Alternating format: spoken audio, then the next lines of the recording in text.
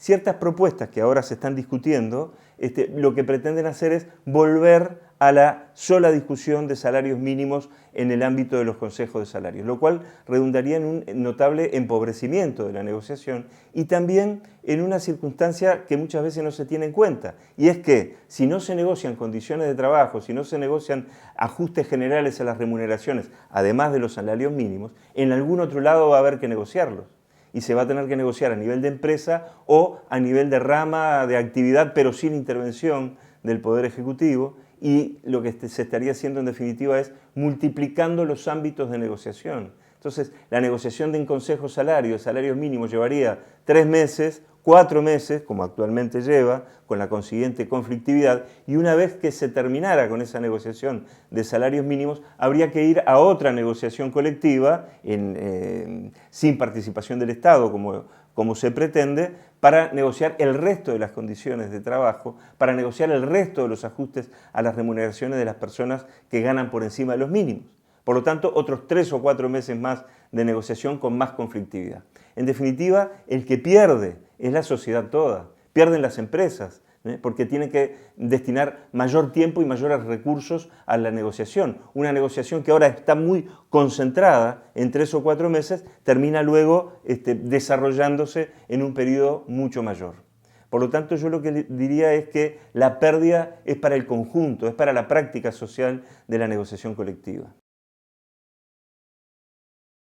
Y con la excusa de esta irrupción de las nuevas tecnologías y de procesos productivos automatizados, vino una ola de modernizar la legislación en torno a adaptarse a este vertiginoso cambio que se da en el mundo del trabajo.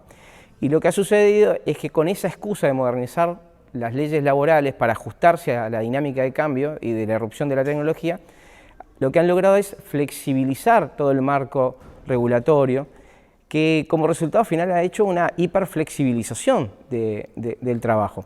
Para esas muestras tenemos el caso de Brasil, que ya se encuentra en vigencia la reforma laboral, que lo que ha hecho es, además de quitarle derecho a los trabajadores más allá del proceso de regulación, ha generado una desprotección tan grande que ha impactado fuertemente en el movimiento sindical, que ha hasta obligado a reformas dentro de los estatutos del movimiento sindical.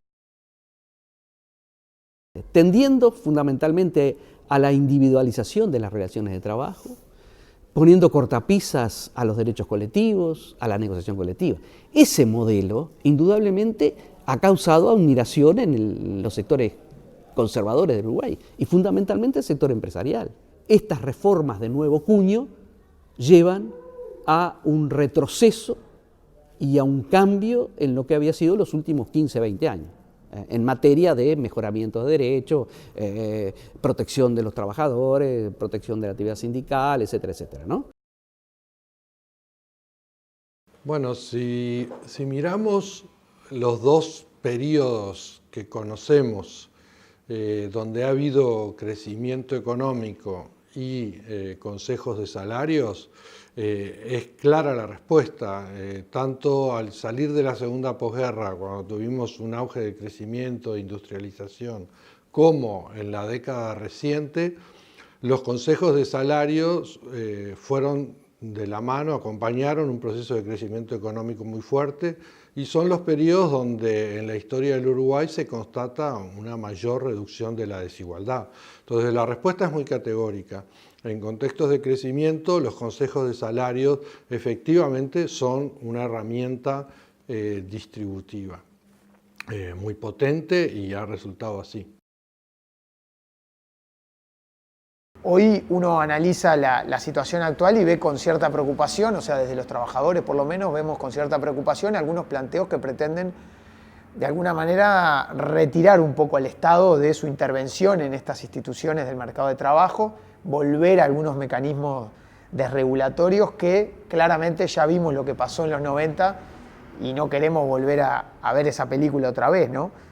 Claramente se plantea en particular un rol mucho más acotado de los consejos de salarios actuales que solo fijen salarios mínimos, pero donde la negociación salarial en términos generales se traslade al ámbito de la empresa.